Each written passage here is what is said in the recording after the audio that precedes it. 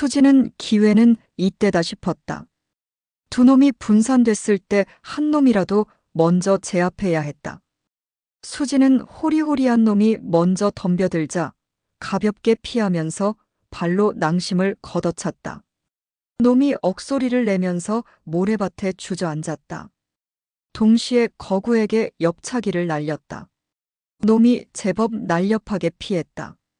거구가 씩씩거리며 수진의 얼굴을 주먹으로 공격했다. 수진은 그 주먹을 왼팔로 방어하면서 오른쪽 팔꿈치로 놈의 턱을 올려쳤다. 거구가 뒤로 벌렁 넘어갔다. 수진의 눈빛은 날카로웠다. 해변에 온 지 이틀째 되던 저녁. 일찍 찾아온 여름, 이른 해수욕장의 개장. 성수기가 될 것만 같았다. 상인들은 기대가 컸다. 하지만 낮 시간에만 반짝일 뿐이었다. 밤에는 썰렁하기까지 했다. 물론 휴가 피크철이 되려면 좀 떠 있어야 한다. 저녁에는 바다바람에 쌀쌀한 분위기가 없지 않았다. 흰 파도는 밤바다를 은빛으로 수놓았다. 인기척이 드문 곳에선 연인들이 팔짱을 끼고 추억을 쌓고 있었다. 달이 밝아 바다 멀리 항해하는 선박들이 보였다. 어느 배는 하얀 연기를 구름처럼 뿜어내었다.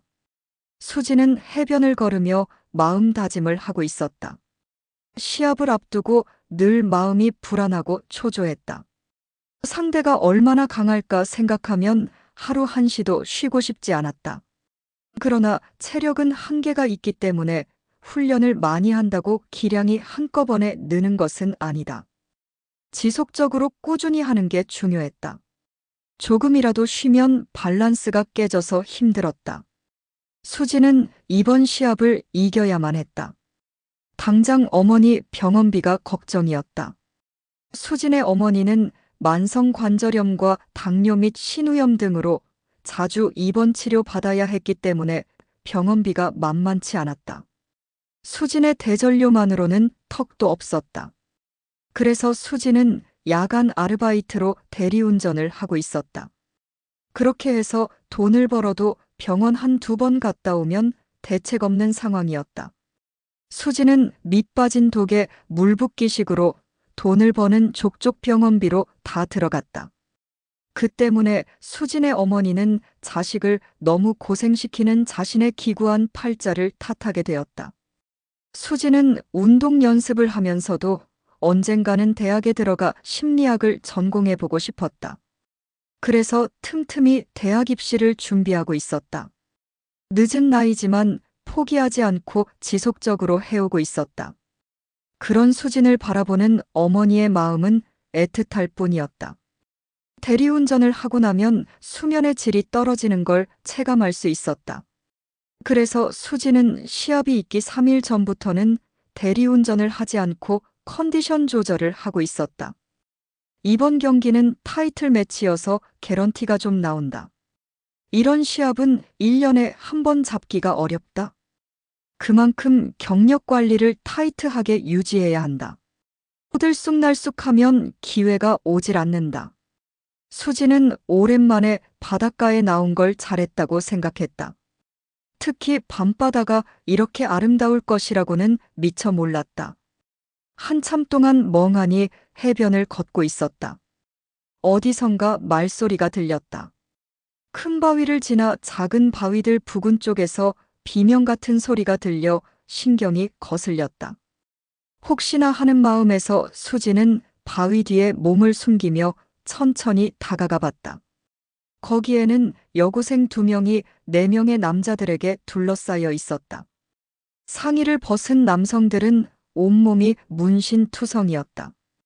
그들 딴에 꽤나 잘 나가는 조폭이나 되는 듯이 폼을 낼 대로 낸 것이다. 수지는 숨을 죽이며 그들의 동태를 살펴봤다.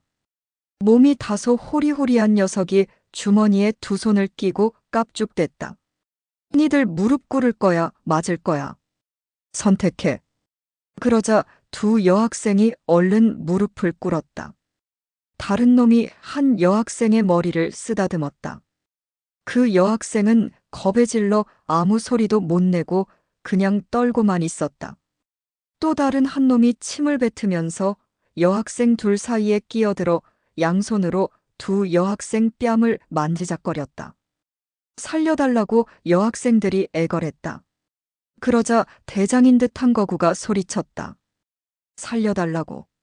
언제 우리가 니들 죽인다고 했냐? 이것들이 누굴 양아치로 하나? 죄송합니다. 그게 아니라 수지는 주먹에 힘이 들어갔다. 그러나 자신을 다독였다. 이제 며칠 있으면 시합인데 이런 일로 에너지를 소모할 일이 아니라고 생각했다. 주변에는 다른 사람들이 없었다. 50여 미터 사방에는 인기척이 전혀 없었다. 달빛이 밝았지만 바위 밑이라 잘 보이지도 않았다. 여학생들이 너무 한적한 장소에 있었다. 그런 곳에는 늘 하이에나들이 살게 마련이었다. 양아치들은 20대로 보였다. 하고 다니는 꼬라지를 봐선 동네 양아치들이 맞는 것 같았다. 수지는 핸드폰으로 신고를 하려고 했는데 숙소에 두고 왔다는 걸 알았다. 사실 오늘 모래사장에서 러닝 훈련을 하려고 나왔다. 그런데 낮 시간 훈련 강도가 강해서 너무 무리하는 것 같아 그냥 바람이나 쐬고 있었던 것이다. 밤바다의 정취를 양아치들 때문에 다 망쳐버려 기분이 나쁜 상태였다. 나중에 여학생들은 울고 있었다. 너무 무서워 떠는 모습이 수진에게도 느껴질 지경이었다. 제발 보내주세요. 저희 가진 돈 모두 드릴게요. 니들 가진 돈이 얼마나 되는데 돈으로 퉁치려는 거냐? 여기 목걸이도 있어요. 다 드릴게요. 거구가 말을 끊었다. 야, 니들 지금 상황에서 돈을 주고 말고 할 형편이 되냐? 어차피 돈은 우리가 가질 건데. 당연한 말을 뭐하러 하냐? 그러더니 녀석은 한 여학생 앞으로 다가가 바지를 벗고 여학생 머리를 자기 앞으로 당겼다. 그것을 본 수지는 더 이상 묵과할 수가 없었다. 속에서 열불이 났다. 야, 니들 무슨 개수작들이야? 거구가 깜짝 놀라 얼른 바지춤을 치켜 올렸다. 다른 양아치들도 놀래서 주변을 경계하기 시작했다. 수진이 혼자인 것을 알게 된 녀석들은 가소롭다는 투로 경계를 풀었다. 이런 전사 나셨네.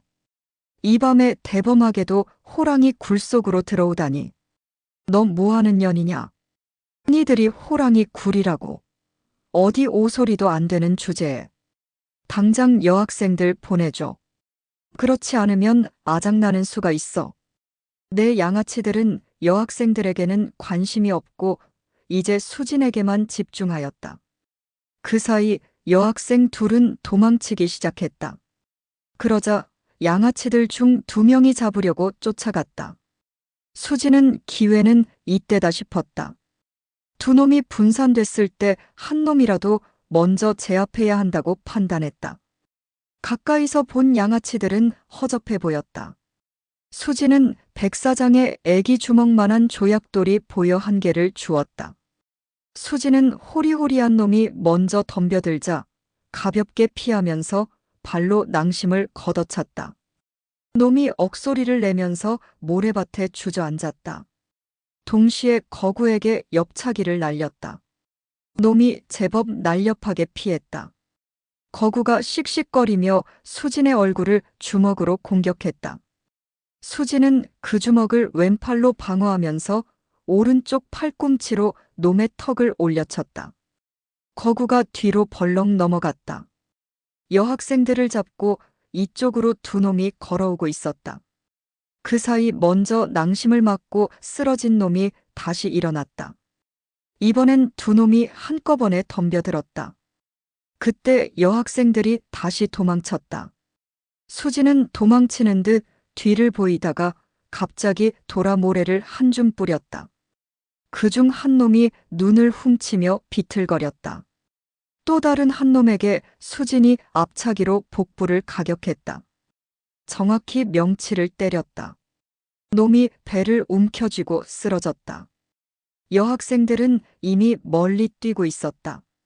수지는 거구가 다시 일어나 흉기를 꺼내드는 걸 봤다. 칼이었다. 달빛에 칼날이 반사됐다. 섬뜩한 느낌이 뒷목을 타고 올라왔다. 수지는 추리닝 바지에 넣어둔 조약돌을 꺼내 거구의 칼을 든 손을 향해 던졌다. 정확히 맞았다. 거구가 칼을 놓쳤을 때 수진이 달려가면서 2단 옆차기로 놈의 가슴을 가격했다. 거구가 다시 또 뒤로 넘어갔다.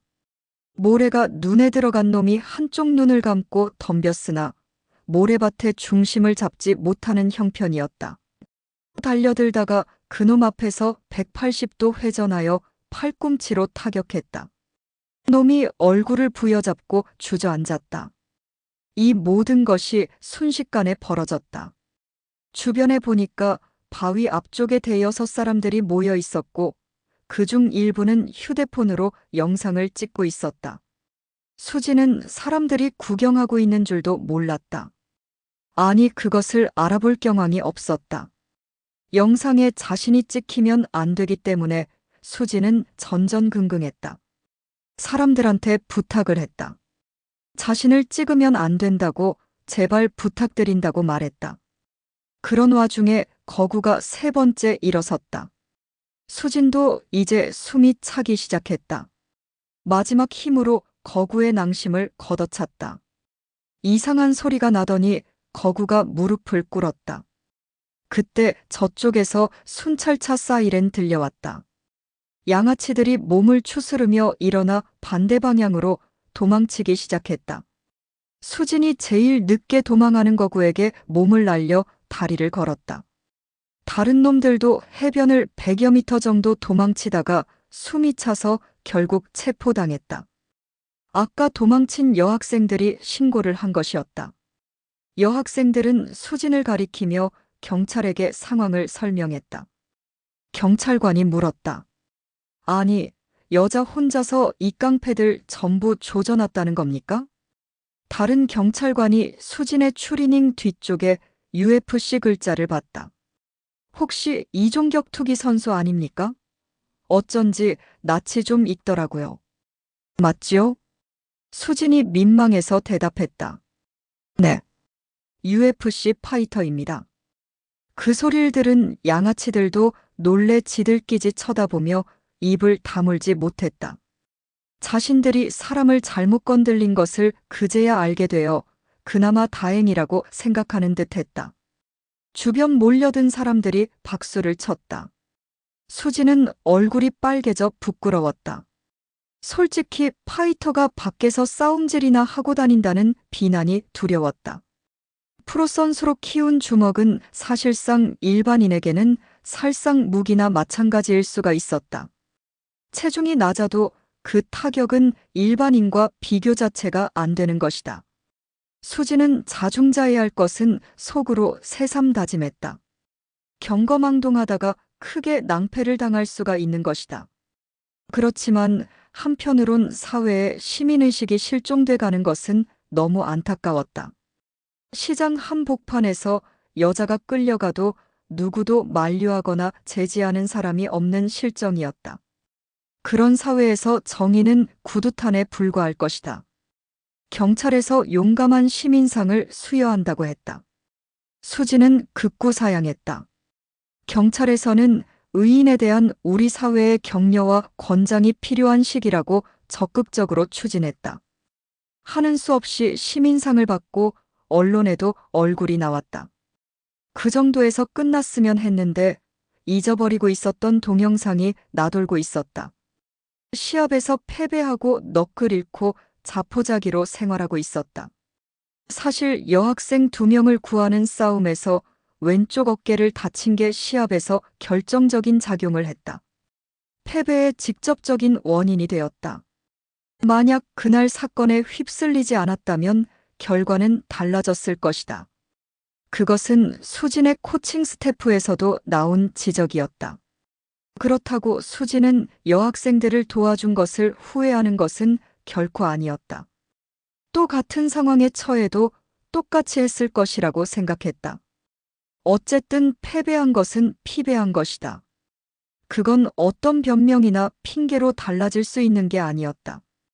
격투기는 자칫 치명상에 이를 수 있는 운동이다. 그래서 시합에서도 상대의 생명에 직결되는 행위에는 그만큼 빠른 판단이 필요했다. 한순간에 상대가 쓰러져 생명이 위독할 수가 있는 것이다. 따라서 동료의식이 철저해야 한다. 그런 점에서 이번 시합은 수진에게 위험한 경기였다. 한쪽 어깨를 맘대로 사용할 수 없다 보니까 위험한 상황에서 자기 보호에 완전히 무방비하게 되었기 때문이다. 다행히 상대 선수의 동료의식 때문에 위험을 피할 수 있었던 것이다. 경기 패배의 후유증은 어머니 병원비만 문제가 아니었다. 수진 자신이 격투기에 대한 회의가 일어났기 때문이었다. 그런데 그에 대한 반전이 생겼다. 그것은 여학생 사건 당일 누군가 촬영한 동영상이 전국적으로 퍼지면서 양아치 4명을 때려 눕힌 수진이 여전사로 일약스타가 된 일이 벌어졌던 것이다. 영상은 정말 파격적이고 너무 사실적이어서 사람들에게 폭발적인 인기를 끌었다. 특히 여성들의 반응이 폭넓게 이뤄지고 있었다. 다양한 반응에 따라 차이는 있으나 일단 여성이 남성 4명을 무찌를 수 있느냐는 현실적인 논란을 불러일으켰다. 그와 관련 실제 시합이 개최되기도 했을 정도였다. 영상의 주인공인 수지는 단박에 스타덤에 올라 상업 광고까지 땄다. 영상 조회수가 2천만을 넘어 유명세를 치르게 되었다. 덕분에 상업적인 이득을 받아 어머니 병원비를 해결하고도 남았다. 수진이 일약 스타로 여러 방송사나 언론, 매체, 유튜브 등 각종 채널에 얼굴을 비추게 되면서 수진은 바쁜 일상을 보내게 되었다. 수진의 유튜브 방송은 폭발적으로 성장을 해 100만 구독자를 갖게 되었다. 그러나 수진에게 기적은 따로 있었다. 그것은 피해 여학생들 부모님 중에 국내 굴지의 그룹 회장이 있었다. 막내딸은 먼저 저 세상으로 떠난 아내가 남겨준 마지막 선물이었다. 강 회장은 애지중지하는 막내딸로부터 사건의 전말을 듣고 또 동영상에서 수진의 활약상을 보고 감사표하기를 원했다. 그래서 강선우 회장은 막내딸을 위험에서 구해준 수진을 수소문하여 직접 찾아온 것이다. 강 회장은 거친 숨을 몰아쉬며 허름한 체육관 문을 열었다. 땀 냄새와 낡은 글러브 냄새가 뒤섞인 공간, 그 한가운데에 한 여자가 샌드백을 두드리고 있었다. 깡패들에게서 막내딸 유진을 구해준 은인 수진이었다. 최 회장은 진심 어린 감사를 전하고자 직접 찾아왔지만 사실 그의 마음속에는 다른 의문이 자리 잡고 있었다. 동영상에서 본 수진의 인상착의가 묘하게도 오래전 헤어진 첫사랑 순옥의 젊은 시절과 닮아 있었기 때문이었다. 수진 씨 되십니까? 강 회장의 목소리에 수진이 훈련을 멈추고 돌아섰다. 땀으로 젖은 앞머리가 이마에 달라붙어 있었지만 그녀의 눈빛은 흔들림 없이 강렬했다. 그 눈빛을 마주하는 순간 강 회장은 심장이 쿵 떨어지는 것을 느꼈다. 낯설지 않은 얼굴이었다. 저는 강선우라고 합니다. 제 딸 유진이를 구해주셔서 정말 감사합니다. 강 회장은 준비해온 두둑한 감사봉투를 내밀었지만 수지는 단호하게 거절했다. 당연한 일을 했을 뿐입니다. 받지 않겠습니다. 그녀의 목소리에도 왠지 모를 익숙함이 묻어났다. 이미 사회로부터 받은 것만으로도 충분하다고 수진이 거절을 했다. 강 회장은 요즘 보기 드문 인성이라고 높이 평가했다. 처음 강 회장은 수진을 보고 의아했다. 어디선가 낯이 익은 얼굴이었다. 왜 그렇게 낯이 익을까 아무리 생각을 해도 이유를 알 수가 없었다. 눈을 뗄래야 뗄 수가 없었다. 마치 전생에 무슨 인연이 있었던 사람 같았다. 비슷한 얼굴들이 많다 보니 착각을 했을 수도 있었다. 집에 와서도 강 회장은 괜히 가슴이 뛰었다. 마치 첫사랑을 다시 만나 느낌 그대로였다. 아득히 멀어져간 그 시절, 순옥과 헤어질 수밖에 없었다. 집안의 강경한 반대와 회사의 분쟁 등으로 모든 것이 혼란스러울 때였다. 27년 전이었다. 강 회장은 아버지의 반대를 무릅쓰고 한 여성을 사랑했다. 그 여성이 순옥이었다. 당시 강 회장은 미국 유학을 포기했다. 아버지는 강 회장이 하루속히 미국 유학을 끝마치고 사업을 이어가 줄 것을 간절히 바라고 있었다. 그러나 강 회장은 회사보다 순옥을 사랑했다. 그 여성은 보잘데기 없는 집안과 편모스라였다. 순옥은 어린 나이 때부터 어머니의 장사를 도와가며 독학으로 대학을 들어가 우수한 성적으로 졸업을 했다. 대학 4학년 때 당시 군대에서 제대한 복학생 강 회장을 만나 사귀게 되었다. 그러나 강 회장의 아버지는 건강상 시급히 회사를 물려줘야 할 시기였다.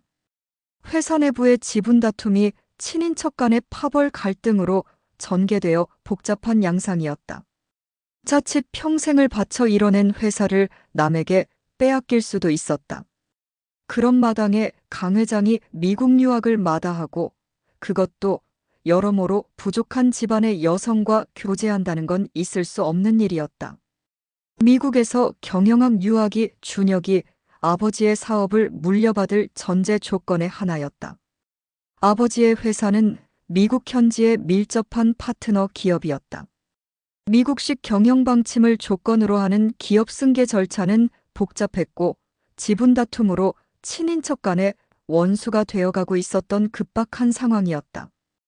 그 막중한 역할을 해야 할 준혁이 보잘것없는 집안의 여성에게 빠져 헤어나질 못한다는 비난을 받게 되었다.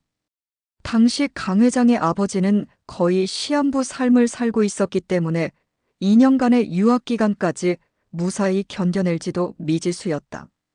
강 회장은 가족들의 기대와 권유에도 불구하고 순옥을 버릴 수가 없었다. 그러던 어느 날 아버지는 순옥을 따로 만나 집안과 회사 상황을 설명하면서 아들과 헤어질 것을 종용했다. 순옥은 깊이 생각하여 강 회장의 아버지가 바라는 대로 강 회장이 회사를 경영해 나가길 바랬다. 자신처럼 사업에 도움도 안 되는 집안과 혼사를 맺는 것은 강 회장의 앞날을 가로막는 일이라고 판단했다.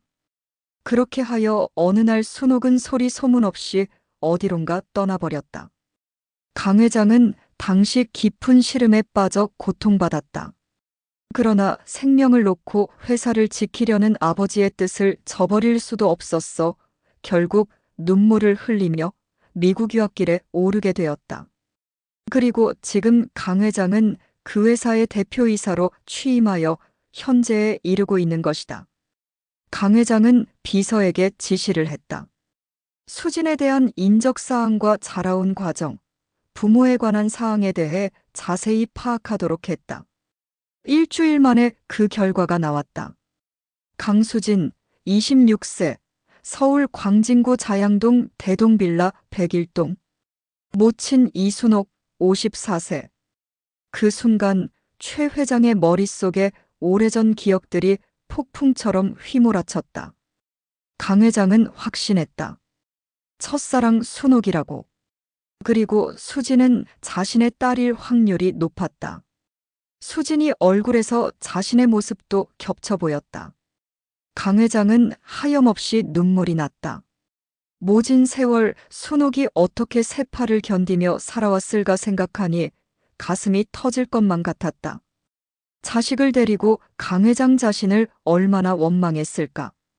세상이 얼마나 힘들었겠나. 강 회장은 비통한 마음 금할 수 없어 책상에 엎드려 한참을 울었다.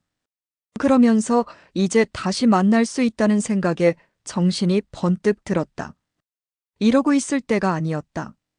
강 회장은 불이 나게 순옥을 찾아 나섰다. 주소지를 확인하고 신속하게 찾아갔다. 빌라 현관에 도착했을 때 강 회장의 입은 바짝 말라 있었다. 배를 눌렀다. 누구세요? 하고 묻는 소리가 났다. 안에서 늙고 병든 기색이 역력한 목소리였다. 강 회장은 확신찬 목소리로 불렀다. 순옥 씨, 나 강선우요. 아무런 소리도 없었다. 침묵이 이어졌다. 순옥 씨, 27년 전 강선우예요. 그때 현관문이 열리면서 한 중년의 여인이 나왔다. 그의 눈에는 벌써 눈물이 그렁그렁 맺혀 있었다. 깊게 패인 주름살과 어두워진 얼굴색, 반백이 된 머리는 가난과 병과 절망에 찌든 형상이었다. 강 회장의 두 눈에서 눈물이 흘러내렸다. 강 회장은 어리둥절해 있는 순옥의 두 손을 잡았다. 나요. 강선우. 기억나요? 단 하루도 잊지 않고 살았어요. 그렇게도 찾아다녔는데 도대체 어떻게 된 거요? 우리 회사나 나에 대해 전혀 모르고 있었어? 알긴 했지만 찾아갈 수는 없었죠. 당연히. 괜히 내가 짐이 될 것 같았으니까요. 그 말에 강 회장은 가슴이 쓰렸다. 그때 내가 잘못한 거요. 당신과 몰래 미국으로 갔어야 했어요. 그걸 미처 생각 못했던 걸 두고두고 후회했어요. 다 끝난 일을 가지고. 아이들은? 강 회장은 잠시 말을 못했다. 결혼했다는 말이 부끄러웠다. 결혼했는데 수년 전 사별했어요. 딸 둘이 있어요. 그 말에 순옥의 얼굴에 살짝 절망적인 미소가 스치고 지나갔다. 저는 딸 하나만 키웠어요. 수진이 말이죠? 그걸 어떻게 아세요? 수진이가 내 막내딸을 위기에서 구해줬어요. 그럼 그 영상 속의 여학생이 맞소? 당신께 물어보고 싶소. 수진이는 내 딸 맞지요? 대답이 없었다. 순간 강 회장의 얼굴이 절망한 기색이었다. 네. 당신 딸이에요. 강 회장은 소름이 올라오면서 자신의 육감이 맞았다는 것을 확인했다. 어딘가 끌리는 무엇이 있었다. 그게 핏줄인 것이다. 당장 수진을 보고 싶었다. 수진은 어디 갔소? 지금 체육관에 있을 거예요. 집에 올 때가 되었는데. 그때 마침 수진이 현관을 열고 들어왔다. 집안에 먼저 와 있는 강 회장을 알아보고 적잖이 놀란 모양이었다. 여길 어떻게 오셨는지. 아무것도 모르는 수진은 자신도 모르게 경계의 눈초리를 보였다. 수진아, 손 좀 잡아보자. 내가 네 애비란다. 강 회장이 다가와 손을 잡으려 하자 수진은 너무 놀래 한 걸음 뒷걸음질 쳤다. 방안 분위기가 농담할 상황이 아니었다. 갑자기 없는 아빠라니. 이게 도대체 무슨 일인지 어리둥절할 뿐이었다. 엄마의 얼굴을 쳐다봤을 때 엄마는 고개를 끄덕이었다. 수진아. 강 회장의 입에서 터져나온 이름에 수진은 당황한 표정을 지었다. 영문도 모른 채 자신을 빤히 바라보는 강 회장의 눈빛에서 그녀는 설명할 수 없는 감정을 읽었다. 희미하게 떠오르는 어린 시절의 기억, 늘 혼자였던 자신의 곁을 맴돌던 외로움. 그녀는 입술을 깨물었다. 강 회장은 떨리는 손으로 수진의 뺨을 감쌌다. 내가 내 딸이라니, 내가 널 이제야 찾았구나. 수진의 눈가에 뜨거운 것이 차올랐다. 평생을 그리워했던 아버지의 품이 이렇게 갑작스럽게 눈앞에 나타날 줄은 몰랐다. 강 회장은 오랫동안 잊고 지냈던 딸을 끌어안았다. 땀과 눈물 그리고 오랜 세월의 회한이 뒤섞인 부녀의 상봉이었다. 거친 삶을 살아온 격투기 선수의 강인함도 세상 모든 것을 가진 회장의 위엄도 그 순간만큼은 아무런 의미가 없었다. 그저 서로를 이제야 알아본 부녀의 뜨거운 포옹만이 그 공간을 가득 채웠다. 순옥은 강 회장의 배려로 즉시 종합병원으로 입원해 정밀 검사를 받게 되었다. 수진이 자신의 언니라는 사실을 뒤늦게 안 강 회장의 막내딸은 뛸 듯이 좋아했다. 자신을 구해준 사람이 언니였다니 이런 우연이 어디 있나. 막내딸은 수진을 껴안았다. 그런 수진은 눈물이 났다. 첫사랑과의 해후는 길고도 짧았다. 하고픈 말들은 너무 많았지만 굳이 말로 표현하지 않아도 마음에서 마음으로 다 알고 있었다. 사랑의 위대함을 느끼는 순간이었다.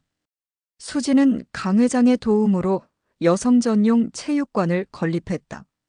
4층으로 된 건물에는 체육관장이라는 표말이 붙어 있는 별도의 사무실이 있었다. 그곳은 수진이 업무 장소였다. 강 회장은 수진에게 말했다.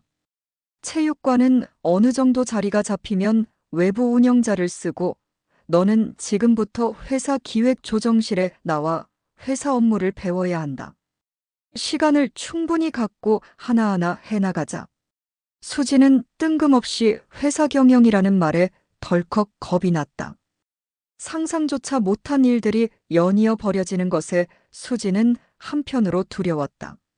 자기 분수에 맞지 않는 삶을 살게 되는 것 아닌가 하는 두려움이 있었던 것이다. 그런 수진의 마음을 누구보다 잘 이해하는 강 회장이었다. 언제까지 강 회장이 회사를 경영할 수도 없는 일이고 자식이라고 해야 딸들만 있는데 나이가 수진이 가장 언니였다. 그래서 수진이 먼저 경영 수업을 하도록 한 것이다. 수진은 자신이 하고 싶은 심리학과에 들어가기 위해 대학 입시를 보겠다고 의지를 피력했다. 그런 딸을 바라보는 강 회장은 마음 든든했다. 자신을 절제하고 불의의 용감한 딸이 저토록 학구열이 강할 줄이야 예상조차 못했던 일이었다. 너무 흡족한 강 회장은 앞으로 회사 경영 일체를 수진에게 가르쳐줄 생각을 하게 되었다. 수진의 밑에 두 여동생들은 회사 경영과는 무관한 쪽으로 자신들의 진로를 밟아가고 있었기 때문에 강 회장은 수진을 후계자로 생각하고 있었다. 사연은 여기까지입니다. 감사합니다.